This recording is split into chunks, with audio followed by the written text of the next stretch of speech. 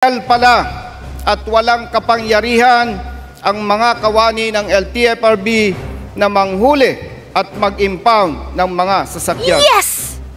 Base po sa Executive Order number 202 na lumabas at nilagdaan ng ating Pangulo, dating Pangulo Corazon C. Aquino noong 1987, limitado lamang po ang kapangyarihan ng LTFRB para sa pagre-regulate ng prangkisa ng mga sasakyan at iba pang administrative functions. Kaugnay nito, wala nang iba. The gentleman from the One Rider Party List, the Honorable Bonifacio L. Busita, is recognized to avail of the privilege hour.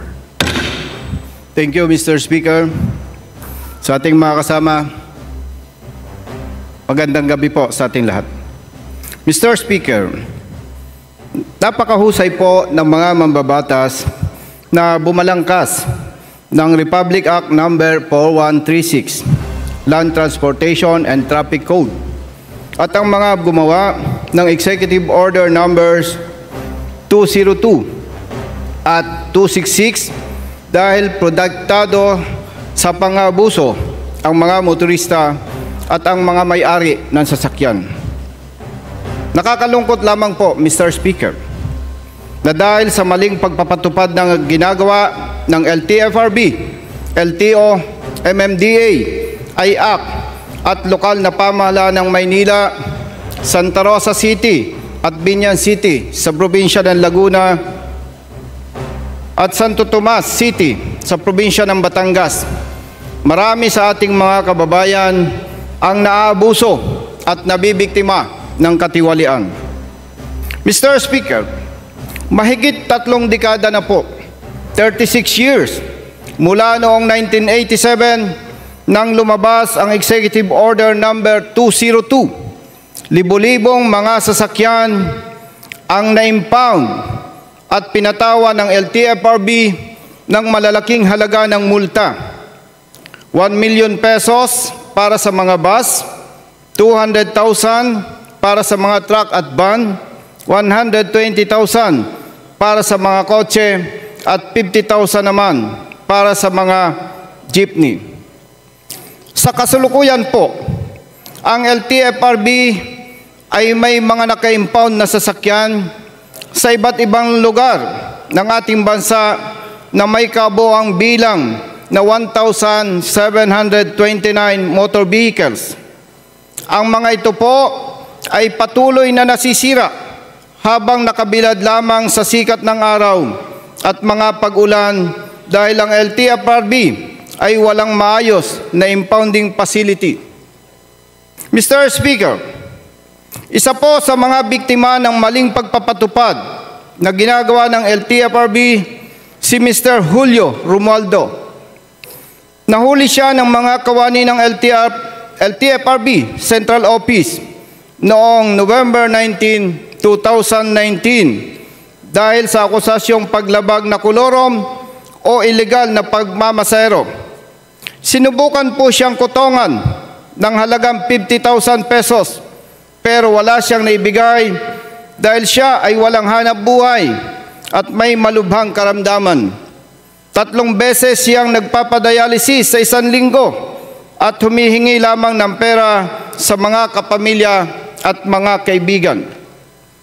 Nakiusap siya noon pero ang sabi sa kanya ng isa sa mga humuli, okay lang sa akin pero paano naman ang mga kasama ko? Mr. Speaker, kapani-paniwala po ang kwento ni Mr. Romualdo dahil ganyan ang madalas na lengguwahe ng mga abusado at mapagsamantala sa kapangyarihan. Mr. Speaker, wala siyang naibigay na suhol. Inimpound ng mga kawani ng LTFRB Central Office ang minamaneho niyang photon van na pag-aari ng kanyang ina na may plate number NBY 1899. Kasalukuyang naka-impound pa rin po ito sa LTFRB Pampanga. Yan po ang sasakyan na kanyang ginagamit kapag pumupunta ng ospital at nagpapadialysis. Dala po ni Mr. Romualdo ang kanyang medical records nang mahuli siya at makikita sa physical niyang anyo na may malubha siyang karamdaman. Pero dahil tiwali at manhid ang puso ng mga humuli sa kanya, hindi binigyan ng pansin ang kanyang kalagayan at pakiusap. Base sa mga elementong batayan sa paglabag sa kolorom, biktima siya ng maling pagpapatupad na ginagawa ng mga kawani ng LTFRB. Kaya tinulungan ko siya. Nag-file kami ng contest, pero makalipas ang maraming buwan, hindi ito pinaboran ng ahensya. Denied ang kanyang contest. Mr. Speaker, God is good. Sa tulong at suporta ng ating mga kababayan, nakarating po tayo dito sa Kongreso at naging member ng 19th Congress. Maliban sa ating mandato bilang mga mambabatas, tayo ay may kapangyarihan na tumugon sa iba't ibang mga issue na nagdudulot ng problema at pabigat sa buhay ng marami nating kapwa Pilipino. Mr. Speaker, dumating na po ang tamang panahon. Matapos nating ripasuhin at ikonsulta sa magagaling na abogado ang traffic laws, rules and regulations governing land transportation at ang Executive Order number 202 of 1987, napag-alaman po natin illegal pala at walang kapangyarihan ang mga kawani ng LTFRB na manghuli at mag-impound ng mga sasakyan. Base po sa Executive Order number 202 na lumabas at nilagdaan ng ating Pangulo, dating Pangulo Corazon C. Aquino noong 1987, limitado lamang po ang kapangyarihan ng LTFRB para sa pagre-regulate ng prangkisa ng mga sasakyan at iba pang administrative functions kaugnay nito. Wala nang iba, Mr. Speaker. Mr. Speaker, hindi lamang po tayo ang nagsasabi na walang kapangyarihan at iligal ang mga ginagawa ng kawani ng LTFRB na manghuli at mag-impound ng mga sasakyan. Ganito rin po ang sinasabi ng Department of Justice, DOJ, sa inilabas nilang legal opinion na nilagdaan ni Honorable Secretary Jesus Crispin C. Remulla. Mr. Speaker, napag-alaman din po natin na illegal at hindi alinsunod sa Republic Act number 4136, ang Executive Order number 266 of 1987, ang matagal nang ginawa ng mga enforcers ng LTO at ng kanilang mga deputies enforcers na pag-i-impound ng mga sasakyan na sinasabing lumabag ang driver o rider sa traffic laws, rules and regulations governing land transportation at mga sasakyan na sinasabi nilang kolorom. Ang mga enforcers po ng LTO at ang kanilang mga deputized enforcers ay maaari lamang mag-issue ng Temporary Operators Permit, TOP, o ticket sa mga motorista na inaakusa nila ng paglabag sa batas trapiko o kolorom. Mr. Speaker, maaaring nakita po ng mga nanunungkulan noon na kailangang ma-impound ang mga sasakyan sa ilang mga paglabag sa batas katulad ng unregistered vehicle o expired ang registration, kolorom at iba pa. Kaya nagsulong sila ng executive order at inaproba naman ito ng dating Pangulo Corazon C. Aquino. Noong 1987, Mr. Speaker, lumabas ang Executive Order number 266 at sa Section 1 po nito ay ipinag-utos ang pagkakaroon ng dalawang service units sa LTO, ang Traffic Enforcement Service at ang Adjudication Service. Sa Section 2, Paragraph A ng Executive Order number 266 ay sinasabi na ipagpapatuloy lamang ng Traffic Enforcement Service ang powers at functions nito sa pagpapatupad ng traffic laws, rules and regulations governing land transportation. At sa Section 3, Paragraph B naman, ang adjudication service ay binigyan ng kapangyarihan to order the impounding of motor vehicles and confiscation of plates or the arrest of violators of laws, rules and regulations governing land transportation. Mr. Speaker, malinaw po na ang Traffic Enforcement Service at ang Adjudication Service ng LTO ay binigyan ng Executive Order number 266 ng magkahiwalay na kapangyarihan para higit na maging maayos ang kanilang pagpapatupad ng traffic laws, rules and regulations governing land transportation. Tama at napakahusay ng mga gumawa ng Executive Order number 266 at dapat itong ipatupad ng pamunuan ng LTO sapagkat sa kasalukuyan, Mr. Speaker, hindi ito na ipatutupad. Nagmimistulang sentensyador ang kanilang mga enforcers at mga deputized enforcers. Duda pa lamang at wala pa silang sapat na batayan, ini-impound na nila ang sasakyan na kanilang hinuhuli at binabaliwanalan nila ang powers and functions ng adjudication service. Mr. Speaker, noong 2014, may lumabas na Joint Administrative Order number 2014-01. Ilan sa mga nilalaman nito ang pag-i-impound ng sasakyan sa ilang mga paglabag, kabilang ang mga hindi rehistradong motor vehicles at mga kolorom na sasakyan. Mr. Speaker, tanging mga paglabag at mga kaukulang multa lamang ang mga nakasaad sa nasabing administrative order at hindi rin nabanggit dito na ang mga enforcers ng LTO at kanilang mga deputized enforcers ay may kapangyarihang mag-impound ng mga sasakyan.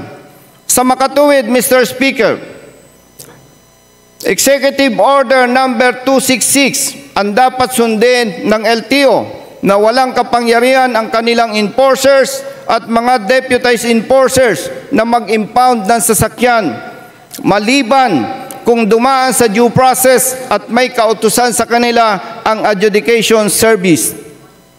Mr. Speaker, kapareho ng LTFRB at ng LTO ang ipinatutupad ng MMDA ay Act at ng lokal na pamahalaan ng Maynila, Santa Rosa City, Binyan City ng probinsya ng Laguna at Santo Tomas City ng probinsya ng Batangas na pag-impound sa mga sasakyan na may paglabag sa batas trapiko, traffic code o ordinansa ay labag sa batas.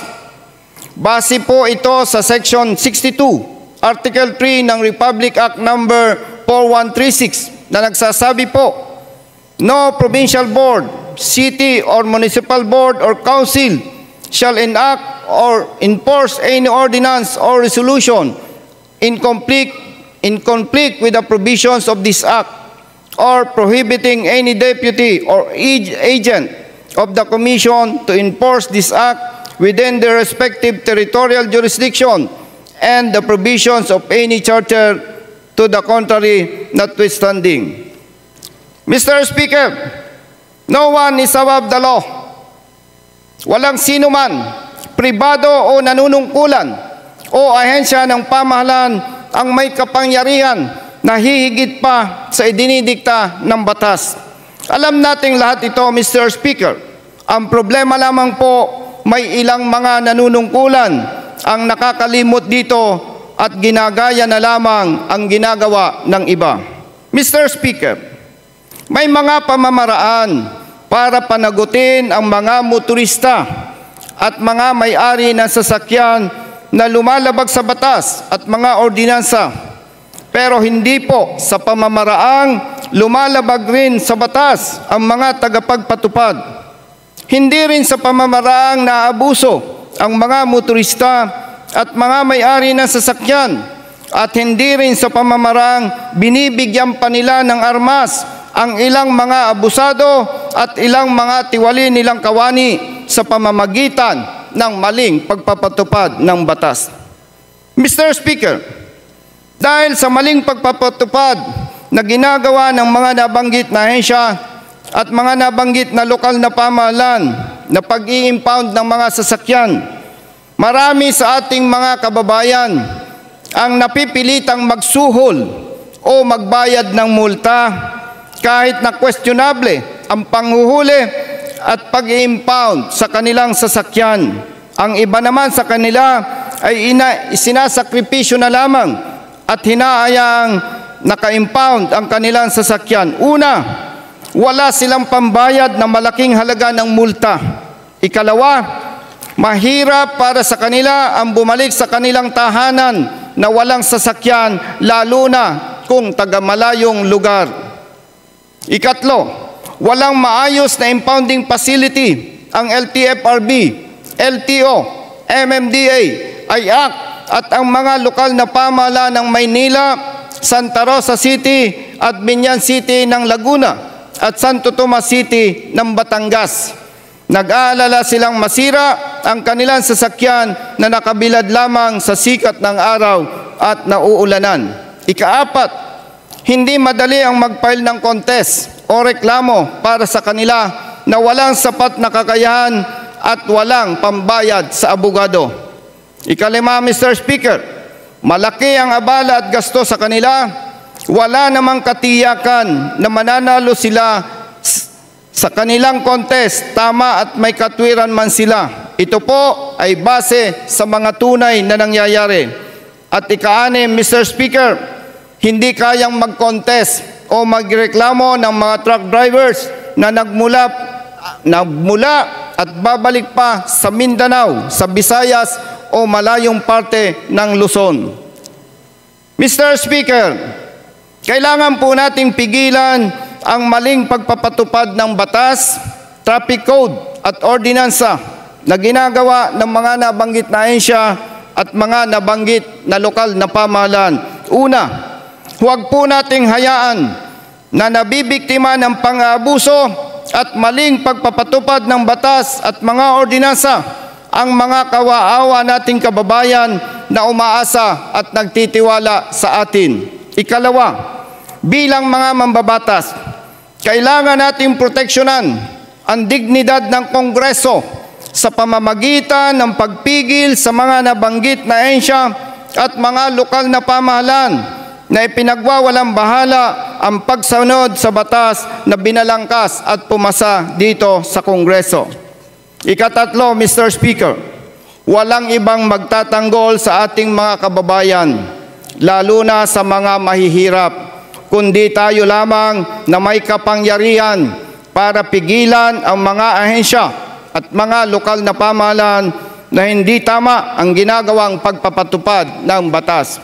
At ikaapat, Mr. Speaker, kailangan nating pigilan ang maling pagpapatupad ng batas dahil mawawala ng silbi ang Kongreso sa mata ng taong bayan kung hahayaan lamang natin ang maling pagpapatupad ng batas na binalangkas at pumasa dito.